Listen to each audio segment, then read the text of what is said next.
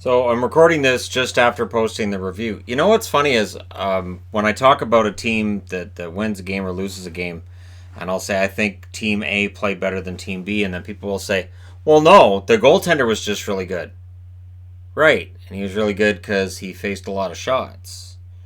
So, yeah, that's one of those things. Anyways, we've got 7 games tomorrow, and a lot of them are early because you have a holiday both in the States and in Canada. And if you don't get the day off work, well, I used to have that problem too.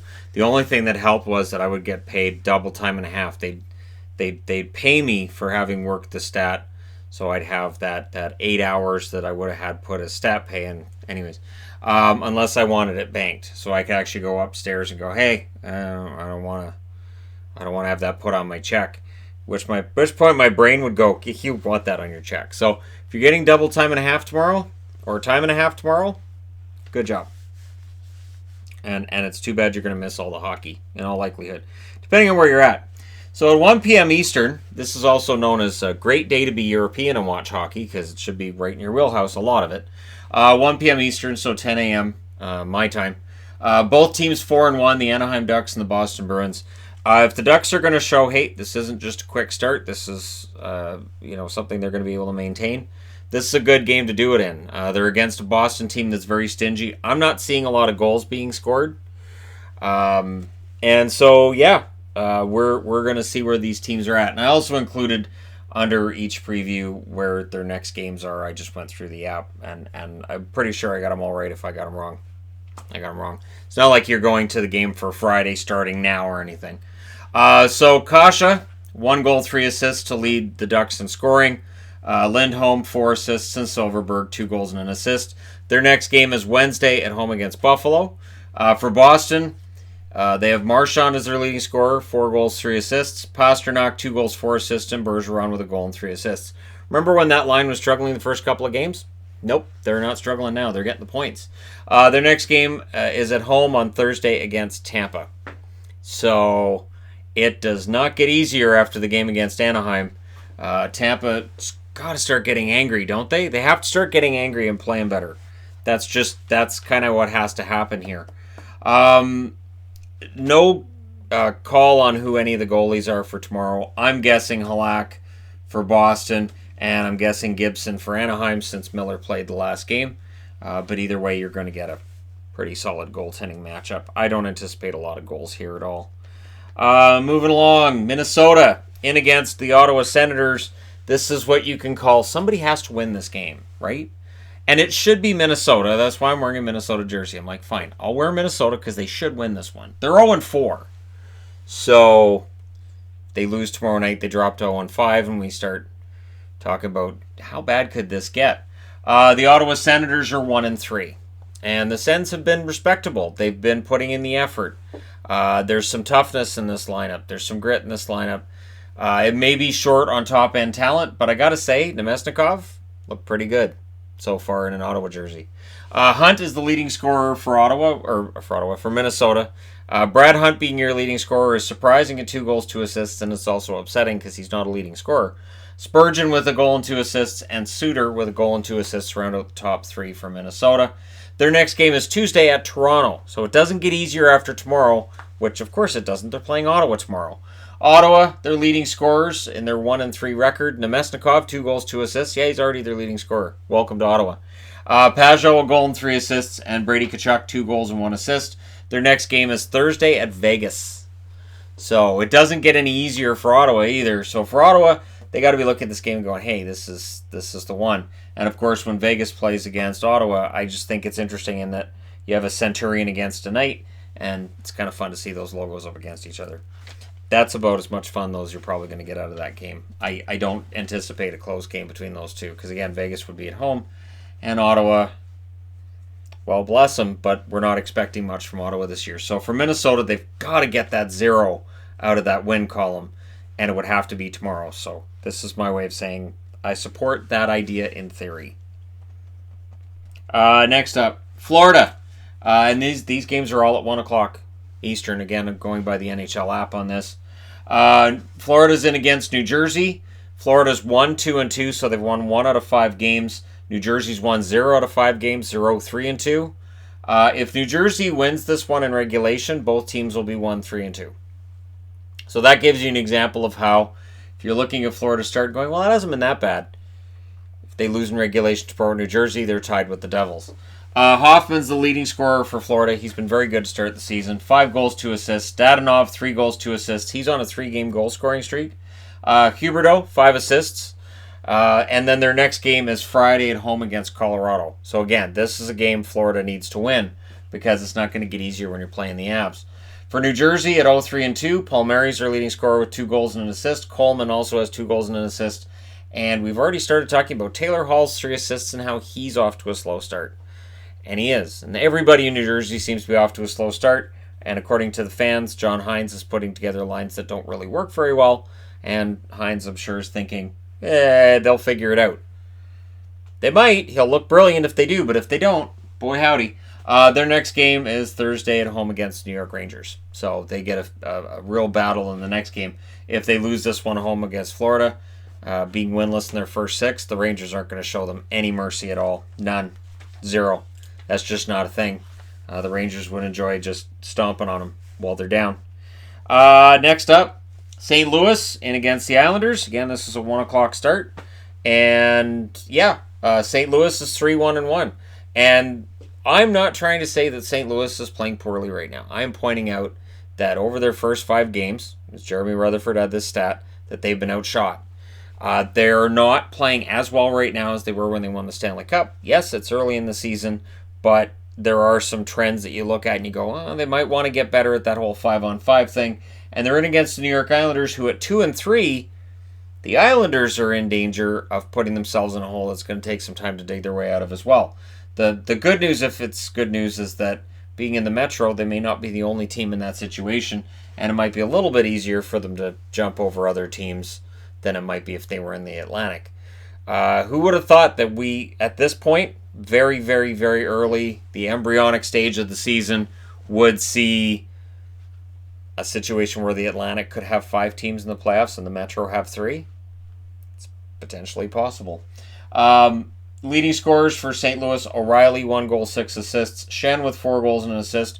Perron and Blais both have 3 goals and 2 assists. Sammy Blais, honestly, played very well in the playoffs last year. The offensive upside is definitely there, and we're seeing it so far this year. And their next game is at home on Thursday against Vancouver. I anticipate a St. Louis victory there.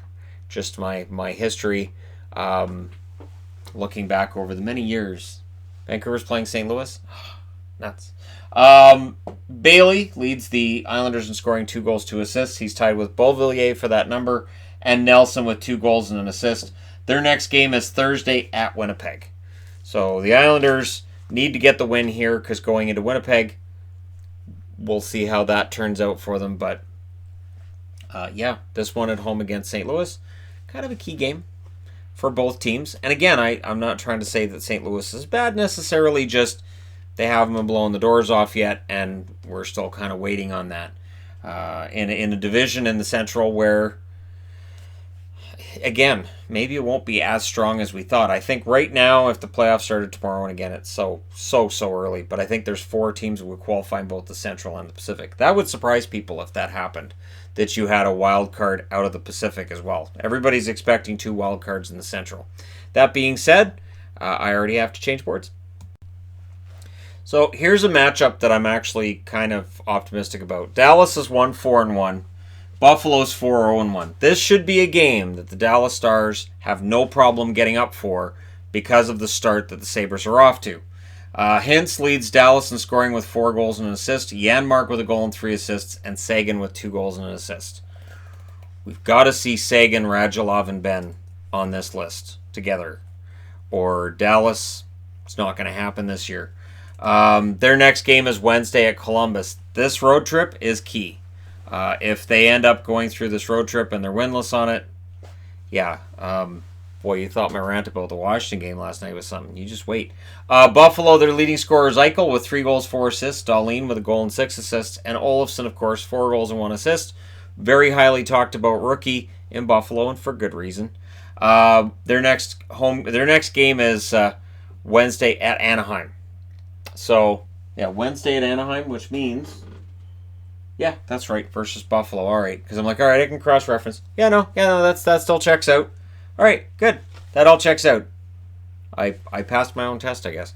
I anticipate a good game. I would not be surprised to see Dallas lose it. I'm hoping against all hope that the anemic power play starts to figure it out, and some goal support for the goaltenders would be nice.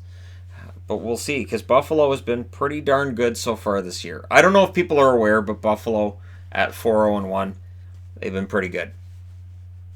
Pretty good. Next up, Colorado, perfect 4-0-0. In against Washington at 3-1-2. Notice that we're getting later in the day. This is a 3 o'clock Eastern start. This is 5 o'clock Eastern. And so later in the day, we'll be seeing if Washington can get back on track. They're 3-1-2. Here's the interesting thing. There's two ways you can look at this. There's sort of a Schrodinger's cat when you look at the season that they're having. Is it dead or is it alive? Depends how you view it.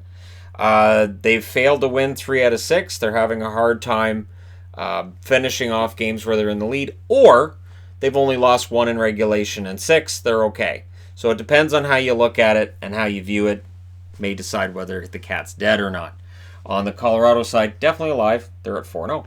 Rantanen's their leading scorer at 3 goals, 3 assists. McKinnon, 1 goal, 5 assists. And Cale Makar with 5 assists is right now, in my eyes, probably your rookie of the year if the voting was tomorrow. Again, so early, but Makar's been fantastic for Colorado. And their next game is Friday at Florida. So they have a lot of time in between this one and the next one. And I looked through the listings a few times, so I'm pretty sure I got that right. Carlson, 2 goals and 8 assists, leads the scoring parade for Washington. He wants a Norris Trophy. Ovechkin, 4 goals and 1 assist, and Backstrom, a goal and 4 assists. So if you're surprised that these 3 are the top scorers, I have to assume you haven't watched hockey before this season. Their next game is Wednesday at home against the Toronto Maple Leafs. So for the Capitals, if they can beat Colorado and they can beat Toronto on Wednesday, they're back on track. Colorado's going to be a good test for exactly where Washington is at right now. And here's the thing, too. Keep an eye on Holtby. If Holtby starts tomorrow and if he has a shaky start, Samsonov may be stealing games from him sooner rather than later, which I would think would affect their negotiations on an extension. If Samsonov outplays Holtby, that might do it for the talk on an extension. And honestly, if you're Washington, you might be better off, because of salary cap concerns, saying, all right, well, Holtby at the end of this year is probably going to go as a UFA, and we'll have Samsonov, and then we'll bring in somebody else who's affordable as a backup, your McElhinney type guy, and we'll go from there. It'll be a very interesting year for them. All right, last game of the night will be the Edmonton Oilers and against Chicago. So you've got the Oilers, who are off to an incredible start of 5-0-0, in against Chicago, who are 0-2-0, and they're only playing the 3rd game tomorrow, and then they don't play again until Friday at home against Columbus. So these guys are being left cold a lot, and at some point the schedule is going to beat them up pretty good. We saw that last year with Florida and New Jersey, where you have to start making up those games in hand, and the schedule can get brutal. Now, for Edmonton, their leading scorer is McDavid, act surprised. 4 goals, 8 assists, and then Draisaitl, again, act surprised. 4 goals and 7 assists for them, so they're on pace for like 800 points or something like that. And James Neal's on pace for 400 goals with the 7 that he's got in 5 games. Math may not be my strong suit. Their next game is Wednesday at home against the Philadelphia Flyers. So they get to play one team that played in Prague, and then they get to play the other. So the Oilers, they can go to 6-0 tomorrow, or Chicago can prove they can put a team away when they get a lead. They need to do that. They had a lead against San Jose. They had a lead against Winnipeg as well. They're 0-3. Yeah, I'm just thinking about it now. Or is it 0-2? It's 0-2-1, isn't it?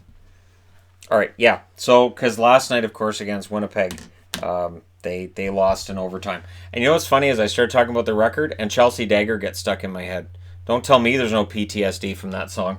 Anyways, for the Chicago Blackhawks, that game starts at, according to, again, times I looked at, 5:30 Pacific, 8:30 Eastern. Kane, a goal and 3 assists, leads them. Gustafsson at 3 assists, and Andrew Shaw with 2 goals. Finishes out the top 3 for them. And like I said, their next game is supposedly at home against Columbus Blue Jackets, who will definitely play one game minimum in between now and then. So, yeah, for Chicago, at 0-2-1, you want to get that 0 off the board. That 0 wins, you've got to get that off the board so it doesn't mess with your heads, like it's going to do with New Jersey and likely Minnesota right now as well. So, for Edmonton, they want to keep a 0 in terms of 0 wins in regulation, and the 0 wins in overtime or shootouts is kind of nice too. So, your record right now, if you're Edmonton, is pretty darn impressive, and they can run it to 6-0, and then they get Philly next. Philly, very good, high-powered team, but it is possible, looking at those next 2 games, yeah, Edmonton could go to 7-0. It could happen, which for people who think Edmonton's overrated, they're going to fall back to earth. That'll just make their eye twitch a little bit, make them a little bit angrier. But let me know your thoughts in the comment section below as always. Don't forget to hit like and subscribe if you're browsing your way through. You just happened upon this video. And hey, we got 7 games tomorrow. Most of them are early. So here's your late preview for them. Thank you guys so much for all your support. I'll talk to you again soon.